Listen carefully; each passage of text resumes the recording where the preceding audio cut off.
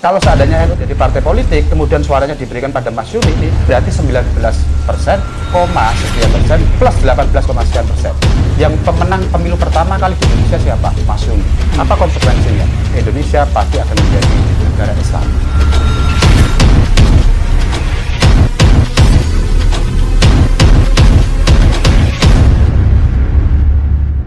Bagaimana kemudian para pengurus kader NU dan siapapun yang aktif di NU, dia masih bisa berjuang di dunia politik karena itu adalah keniscayaan. Di sisi lain masih bisa tetap menjaga hitoh Nahdlatul Ulama. Bisa atau tidak menurut Pak Ubed?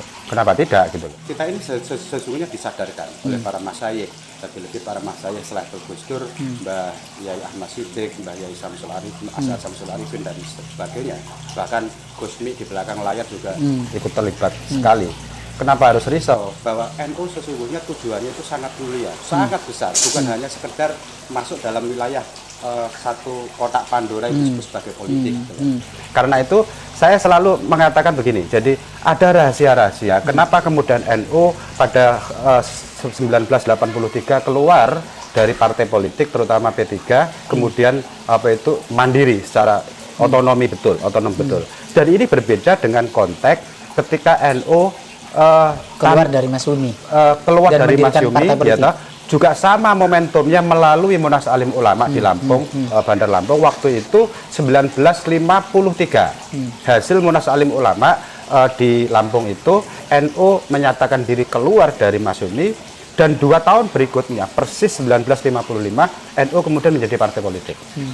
Ini luar biasa polemik. Di satu sisi oleh para kelompok modernis, ya, para sarjana kelompok modernis diklaim bahwa NU setelah itu NU menjadi kelompok oportunis gitu.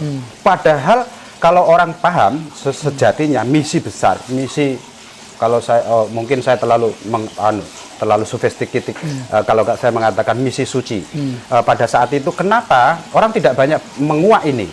Kenapa 1955 NU kemudian betul-betul menjadi partai politik, dan ini jumping sweet begitu dari organisasi kemasyarakatan, ormas kemasyarakatan langsung dalam waktu 2 tahun konsolidasi menjadi partai politik. Jawabannya ternyata pada hasil pemilu 1955.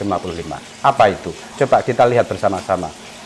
Hasil pemilu 1955 ada 4 kontestan pemenang besar. Satu PNI dengan hasil perolehan suara 22, sekian persen. Kemudian Masyumi 19, sekian persen. Di luar dugaan, Nahdlatul Ulama yang hanya konsolidasi internal 2 tahun saja, itu suaranya hanya selisih 1% kurang sedikit. Dengan Masyumi dengan perolehan suara 18, sekian persen. PKI yang sudah konsolidasi lama sekali, itu hanya dapat suara 16, sekian persen. Dari sini, ini pemirsa, warga NU maupun siapa saja, harus paham ini. Apa sesungguhnya di sini baru terjawab. Bahwa sesungguhnya NU kemudian berubah switch demikian rupa dari organisasi kemasyarakatan, terus kemudian berubah menjadi ijtimaiyah, siasah. Itu ada agenda besar luar biasa. Apa agenda itu? Anda bisa mengkalkulasi. Pertanyaan sederhana adalah seandainya NU tidak menjadi partai politik pada saat itu, suara NU kemana?